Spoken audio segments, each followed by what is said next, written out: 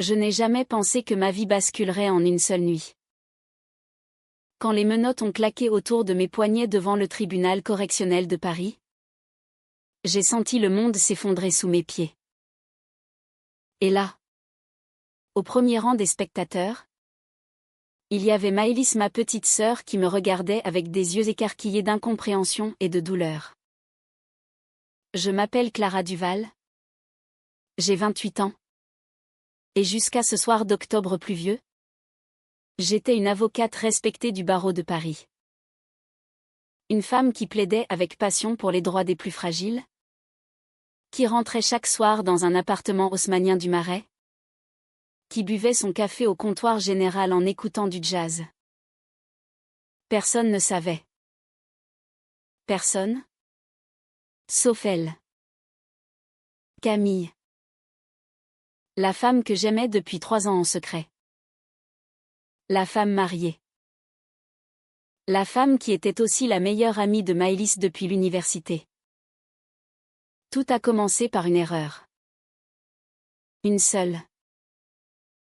J'avais accepté de défendre un dossier sensible, une affaire de détournement de fonds au sein d'une grande association caritative. Mon client, un homme charmant et manipulateur, m'avait assuré que les preuves étaient solides. J'y ai cru. J'ai plaidé avec toute mon âme. Et puis, un jour, une enquête interne a révélé que certaines pièces avaient été falsifiées. Par moi? Non. Mais les empreintes digitales sur les documents, les connexions informatiques, tout pointait vers mon ordinateur. Quelqu'un avait piraté mon accès. Quelqu'un voulait me faire tomber. Les gendarmes sont venus à l'aube. J'étais encore en chemise de nuit quand ils ont frappé. Maëlys, qui dormait chez moi cette nuit-là parce qu'elle traversait une rupture douloureuse, a ouvert la porte. Je revois son visage quand elle a compris. Clara? Qu'est-ce qui se passe? Sa voix tremblait. Je n'ai pas pu répondre. On m'a emmenée. Au commissariat. Puis à la maison d'arrêt de Fresnes. J'ai vécu les heures les plus longues de ma vie. Isolée. Humiliée. Fouillée. Et le pire, le silence radio de Camille. Pas un appel. Pas un message. Rien. J'ai commencé à comprendre qu'elle savait peut-être quelque chose. Qu'elle était peut-être impliquée. Maëlys est venue au parloir dès le lendemain. Elle était pâle. Les yeux gonflés. Dis-moi que c'est une erreur. Clara. Dis-moi que tu n'as rien fait. J'ai hoché la tête. Je te jure. Maë. Je suis innocente. Mais déjà. Dans ses yeux, il y avait autre chose. Un doute. Une distance nouvelle. Les semaines ont passé. Mon avocat Ironie plaidait pour une libération sous caution. Refusé. Risque de fuite, disait-il. J'étais accusé de faux en écriture publique et corruption. Jusqu'à 10 ans possibles. Chaque nuit. Dans ma cellule, je repensais à Camille. À nos rendez-vous volés dans des hôtels discrets du 11e. À ses mains sur ma peau. À ses promesses chuchotées, un jour, je quitterai Marc. Un jour, ce sera toi et moi. Et puis est arrivé le jour de l'audience de mise en accusation. J'ai été transféré au palais de justice. Menotté. Escorté. Dans la salle bondée, j'ai cherché des visages connus. Et je l'ai vu. Maëlys. Assise au premier rang. À côté d'elle Camille. Elle se tenait la main. Mon cœur s'est arrêté. Quand le juge a demandé si j'avais quelque chose à déclarer, je n'ai pas pu me retenir. Ma voix a brisé le silence de la salle, oui. Monsieur le juge. J'aimerais savoir pourquoi ma propre sœur est venue accompagnée de la femme que j'aime en secret depuis 3 ans. Un murmure a parcouru l'assemblée. Maëlys s'est levée d'un bond. Blanche comme un linge. Camille a baissé la tête. Le juge a frappé du marteau. Silence. Maître Duval. Ce n'est ni le lieu ni le moment. Mais c'était trop tard. Le secret était lâché. Brutalement. Devant tout le monde. Devant elle. Après l'audience, on m'a ramené en cellule. J'étais anéantie. Pas seulement par l'accusation, mais par cette trahison double. Ma sœur et ma maîtresse. Ensemble. Depuis quand? Comment? Le soir même. Maëlys a demandé un parloir exceptionnel. Elle est arrivée les yeux rouges. Tremblante. Clara, je ne savais pas. Pour toi et Camille. Elle m'a tout raconté il y a 6 mois. Elle disait qu'elle allait quitter Marc. Mais qu'elle avait peur. On s'est rapprochés. D'abord pour parler de toi. Et puis, je l'ai coupé net. Et puis vous êtes tombée amoureuse. C'est ça? Pendant que moi je pourrissais ici. Accusée à tort? Elle a pleuré. Je ne savais pas que tu étais innocente. Clara. Camille m'a dit que tu avais falsifié les documents pour protéger un amant. Que tu risquais tout pour lui. J'ai ri. Un rire amer. Déchirant. Un amant? Elle t'a dit ça? Maëlys. Je n'ai jamais eu d'homme dans ma vie depuis mes 20 ans. Tu le sais. Tu sais qui je suis.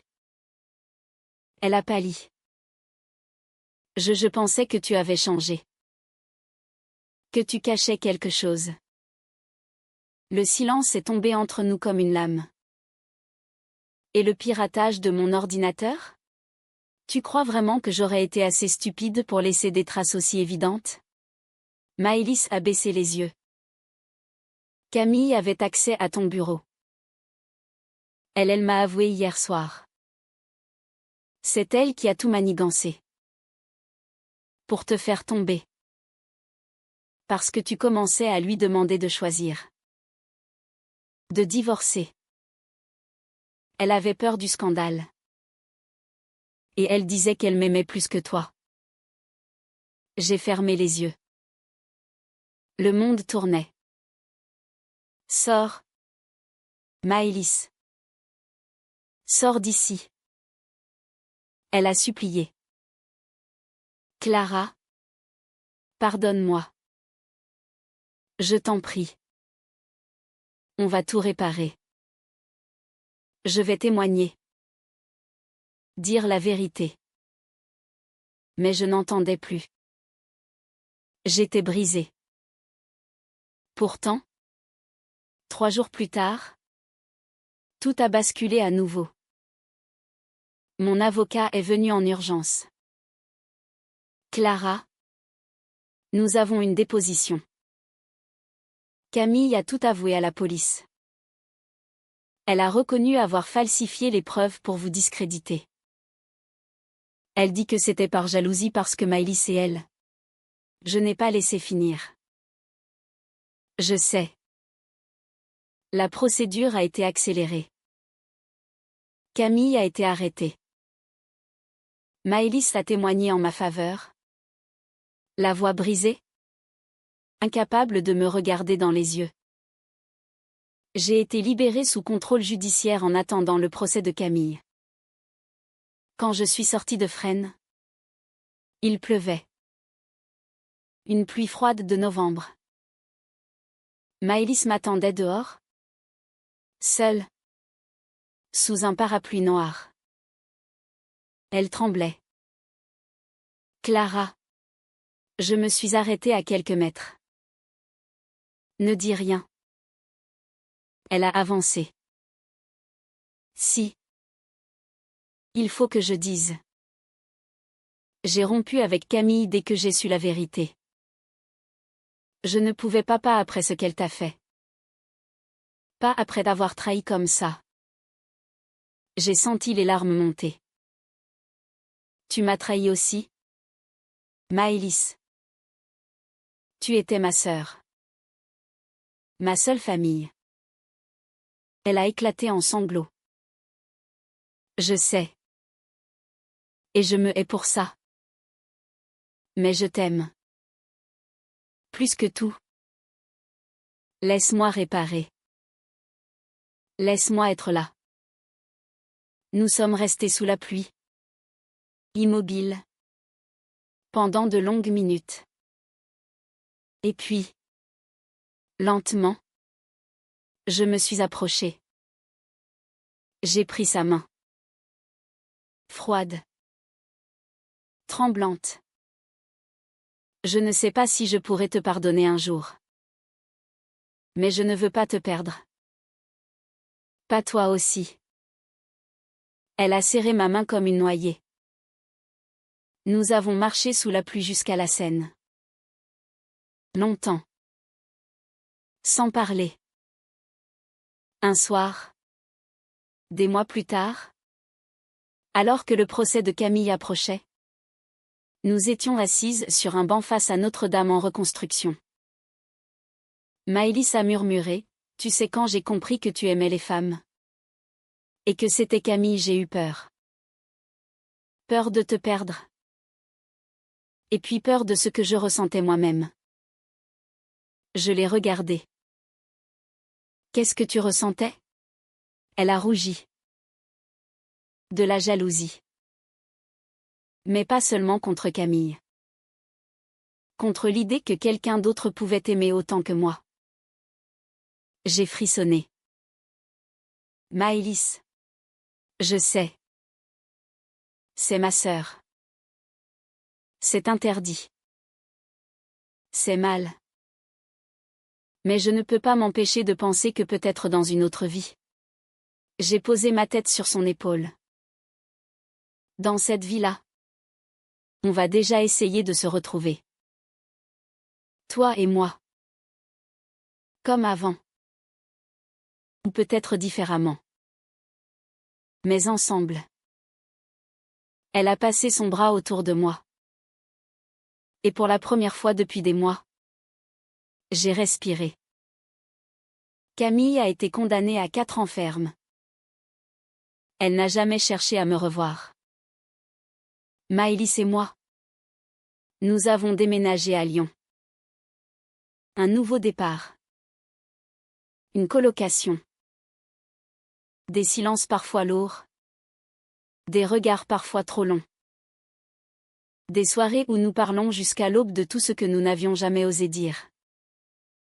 Je ne sais pas où cela nous mènera. Peut-être resterons-nous sœurs pour toujours. Peut-être autre chose. Mais je sais une chose, l'amour, même le plus douloureux, le plus interdit, le plus destructeur, peut aussi être ce qui nous sauve. Et sous la pluie parisienne, un soir d'automne, j'ai enfin compris que le plus grand secret n'était pas mon orientation. C'était que j'avais aimé trop fort. Et que, peut-être, on m'aimait encore plus.